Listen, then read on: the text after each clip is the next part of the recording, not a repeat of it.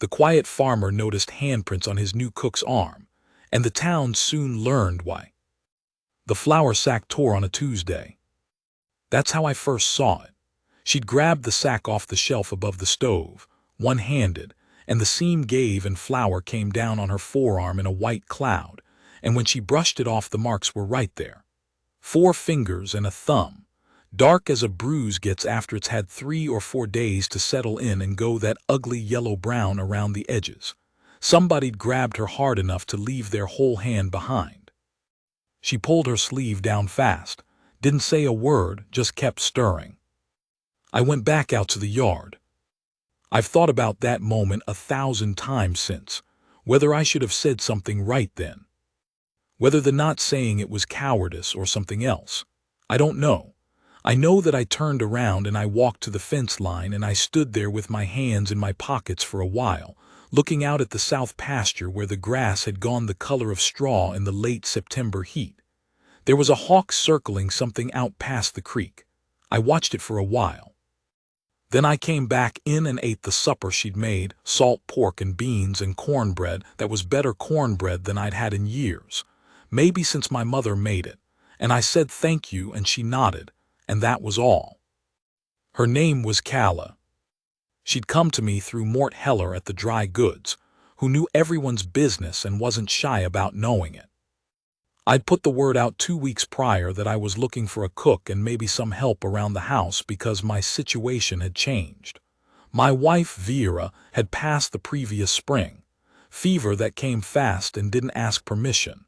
She was gone in 9 days. And I don't need to go into all of that except to say that by the time September rolled around I was burning everything I tried to cook, and the house had gone quiet in a way that was starting to feel permanent. And I was thin in a way that worried the men who worked for me. Mort said there was a woman, said she was looking for work and she was a good cook and he paused before that last part, she had come on some difficult times. He looked at me over the dry goods counter when he said it, and I understood what he meant without him saying more, which was how Mort communicated when he was being careful. I said send her out. She showed up the next morning on foot, which was 2 miles from town, a carpet bag in one hand and a straight back and a face that didn't give much away. Brown hair pinned up tight. She looked at the house, then at me standing on the porch, and she said, "I'm Calla Ferris. I understand you need a cook." I said I did. She said, "I need to know I'll be paid regular, and I need my own room, and I won't be bothered at night." I said that was all fine. I showed her the house and the kitchen, and the room off the back that Vera had used for sewing. Calla set her bag down on the floor of that room and looked around it and said, "This'll do," and that was the interview. She was a good cook, better than good.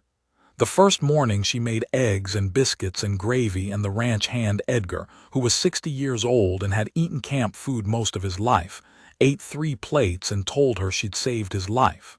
She smiled at that, small smile like she was being careful with it. I noticed things about her, the way you notice things when you're quiet yourself and you're around someone new. She always knew where the door was. In every room she went into, within a minute she'd positioned herself so she could see the door. She startled at sounds that were ordinary, a horse blowing out hard in the yard, a wagon wheel on gravel. When someone knocked, she'd go still for just a half-second before she answered. I know that stillness. It's the half-second where you're deciding whether to run. I didn't say anything. Not that first week, not that second. I ate what she cooked and I paid her at the end of each week in exact coin, and I said thank you and she nodded, and we kept to our separate corners of the house. It was the flour sack on a Tuesday that changed things, but not immediately. The immediate thing was just me standing at the fence looking at a hawk. What changed things, really changed things, was 3 days after that when I came in from mending fence on the east line, and there were 2 horses tied at my post that I didn't recognize. One was a good-looking gray with a Circle H brand. I knew that brand. Holt's Outfit, out of Redstone. I stood by the paddock for a moment and looked at those horses and felt something go flat and cold in my chest. I went in through the back. She was in the kitchen, and there were two men in the doorway between the kitchen and the sitting room. Not in the kitchen, standing at the edge of it, which meant they knew enough to stop there but not enough to leave. One of them was maybe 30, stocky, with a deputy's star pinned crooked on his vest. The other one was older and thicker, and he had the look of a man who was used to taking up room. The older one was talking. He was saying something about how Calla had left a situation before it was properly resolved, and that there were people who felt she owed them something, and that he'd come to discuss what was owed. Calla was standing at the stove. She hadn't turned around. I came in the back door and I set my fence tools on the counter by the door, the post hole digger and the fencing pliers, and I washed my hands at the basin, and I dried them on the towel that hung on the nail by the window, and I did all of this without hurrying. The two men had looked at me when I came in, and then they looked at each other. I said, "You have business with me." The older one said, "This is between us and the woman." I said, "There's no business in my house that isn't business with me." He looked at me for a while.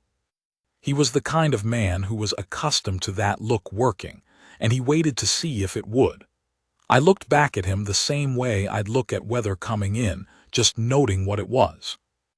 He said she left a contract situation in Redstone. She owes. I said she works for me now. Whatever she owed in Redstone, she worked it off. That's how I figure it. He said, "That's not how Holt figures it." I said, "I didn't ask how Holt figures it." And then I just looked at him. That's all I did. I've found in my life that sometimes you don't need to say much more than that. You just have to mean it down to the floor, all the way through you, without any doubt in it. The doubt is what they're looking for. When they can't find it, they have to recalculate. The younger one, the one with the star, shifted his weight. The older one looked at Calla's back. She still hadn't turned around, and then he looked back at me, and he said, "This isn't done." I said, "Get off my land." They went. I heard them untie the horses and ride out at a trot, not a gallop, which meant they wanted me to know they weren't scared, which also meant they were a little scared. I stood in the kitchen for a moment. I could hear the fire in the stove, the small settling sound it made. Calla turned around. She had a wooden spoon in her hand, and her eyes were dry, but her jaw was set in a way that I recognized as someone keeping something clamped down tight. She looked at me for a moment without speaking. Then she said, "You didn't have to do that." I said, "They were in my kitchen." She looked at me a little longer. Then she turned back to the stove.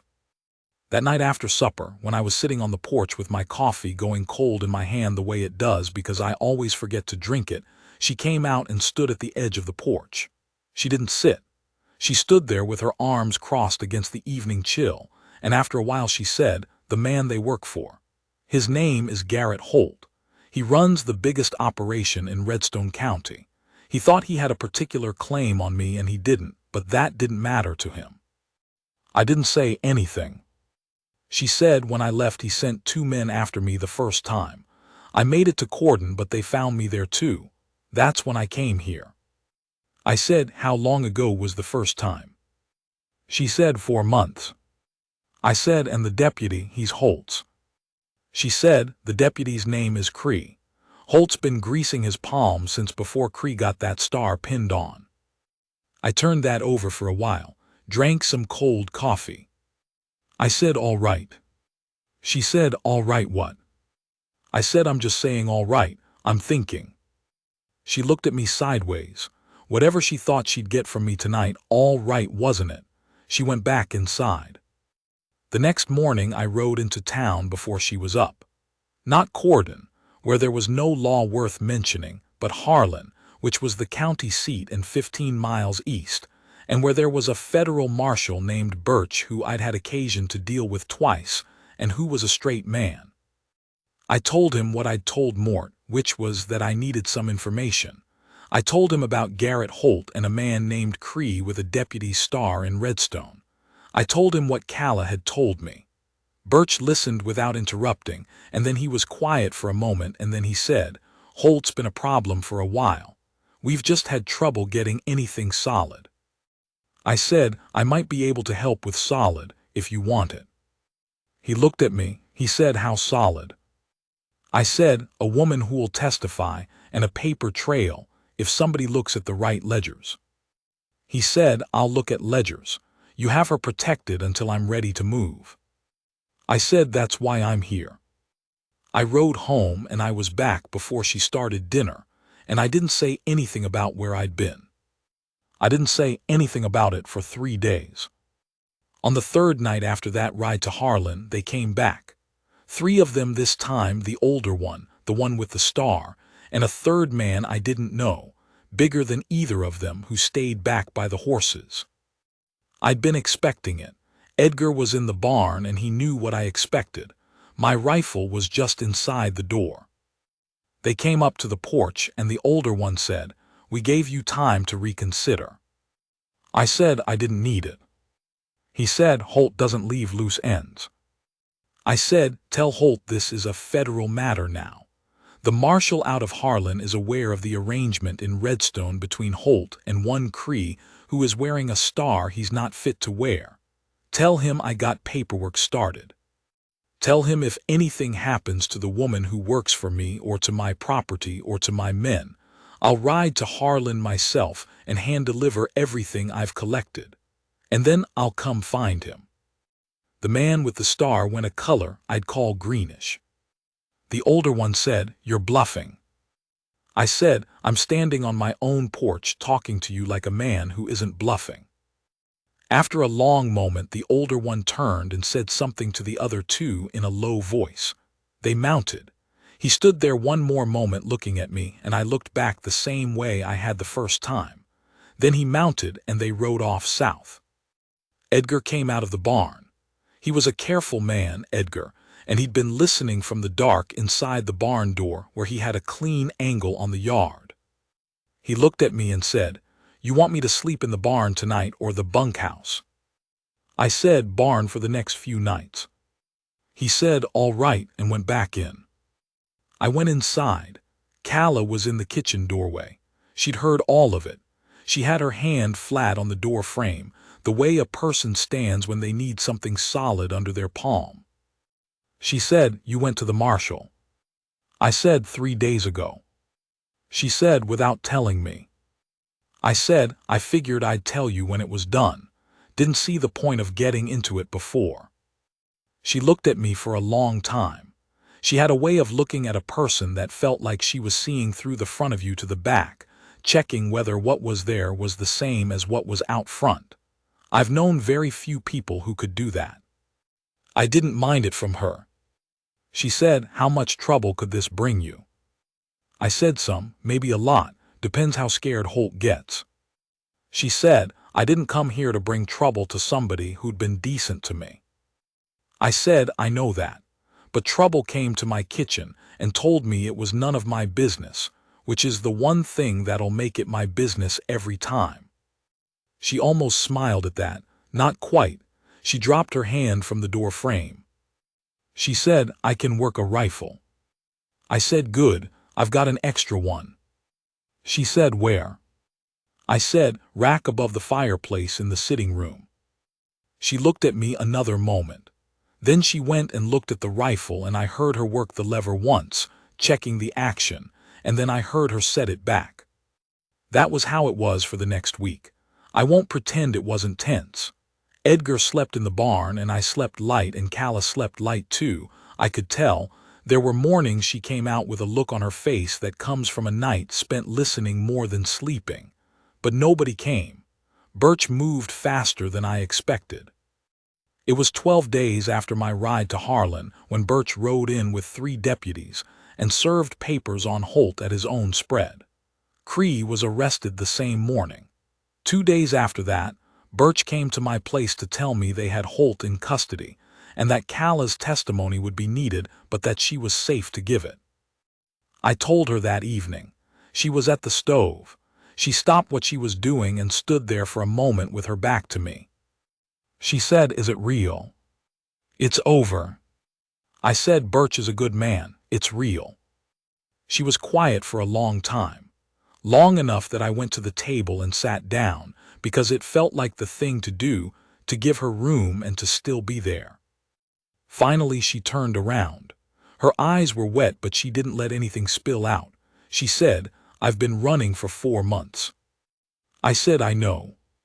She said, "I didn't think anybody was going to stand up for me. Not really stand up. I thought it best somebody'd get between me and them long enough for me to keep running." I didn't say anything to that, because there wasn't much I could add to it that would help. She came to the table and she sat down across from me and she put her hands flat on the table, both of them, the one with the old bruise still fading to yellow, and she looked at me. She said, "Why did you do this?" I said, "You asked what you needed when you arrived. Room of your own, paid regular, not bothered at night. That's what I said you'd get." She said, "That's not an answer." I thought about it. I said, "I had a good woman in this house for 19 years and I know what they're worth. A woman like that, who holds her ground, who works hard and doesn't ask for what isn't hers, you don't leave her to the Holts of the world. You just don't." She looked down at her hands on the table. She didn't speak for a while. Then she said, "Your wife Vera, what was she like?" I said, "Stubborn, practical, better judge of people than me. She'd have liked you." She said, "How do you know?" I said, "Because you checked the rifle." She laughed at that. A real laugh, not the small, careful smile I'd seen a few times, a real one. And I hadn't heard a real laugh in that kitchen in a long time, and it was a good sound. She put her hand over mine on the table just for a moment. I felt the warmth of it and the weight of it. She said, "Thank you, Caleb." I said, "You're welcome, Calla." She got up and went back to the stove. I sat at that table for a while with my hand still on the table where hers had been. Now that was the fall. This is 7 years later, and some things have changed and some things haven't. What's changed? Calla is not the cook anymore, technically speaking, though she still makes better cornbread than anybody in the county, and she won't let me forget that. What's changed is that she has her name on the deed to this place alongside mine, put there legal before the circuit judge in Harlan on a cold morning the following February when there was snow coming and neither of us had much to say, which was more or less the nature of our courtship. Not much said, a great deal understood. What hasn't changed is the way she stands in a room. She still knows where the door is, probably always will. But the stillness that was in her when she first came, that listening for what's coming stillness, that one's gone. Most mornings I'll come in from the first chores and she'll be at the stove and she won't hear me come in because she's not listening for trouble anymore. She's just cooking. She'll turn around when the door swings and she'll look at me the way she does now, which is a direct look without anything guarded in it, and she'll say, "Coffee's made," and I'll pour a cup and sit down and that'll be breakfast. Edgar is still here. He's older and his knees are bad, but he won't go anywhere. Last month he told Calla she still made the best cornbread he'd ever eaten, and she told him he was a hopeless flatterer, and he said he was just a man who knew cornbread, and she gave him 2 extra pieces. The south pasture is full now. Grass came back this spring thick and green, better than I'd seen it in years. I was out there in the early morning last week, walking the fence line, and I stopped and looked back at the house, at the smoke coming out of the chimney that meant she was already up and the stove was going. The light was just coming, that gray-going gold light that happens for maybe 20 minutes in the morning before the full sun comes. I don't know how to describe what a man feels standing in a field looking at smoke from his own chimney knowing who lit that fire. I don't have the right words for it. I know what I'd had before, and I know what I have now, and they're not the same thing, and I don't need to explain that to most men who have been alive long enough. I know what those handprints were. I know what she carried before she came here. I know she didn't come to me looking to be saved. She came looking for work and a room of her own, and to not be bothered at night. And what I gave her was exactly that, plus whatever it was I had in me when 2 strange horses were tied at my post on a September afternoon. She chose to stay. That part was all hers. I didn't ask her to, and I wouldn't have. She stayed because she decided I was worth staying for, and that is a thing a man can turn over in his hands on a cold morning like a river stone that's been worn smooth. It's just a true thing, solid all the way through, and it's good to have. The sun was up all the way by the time I walked back to the house. She heard me on the steps this time, and she called from the kitchen, "Boots off before you come in. There's clean floors." I left my boots on the porch. I went in.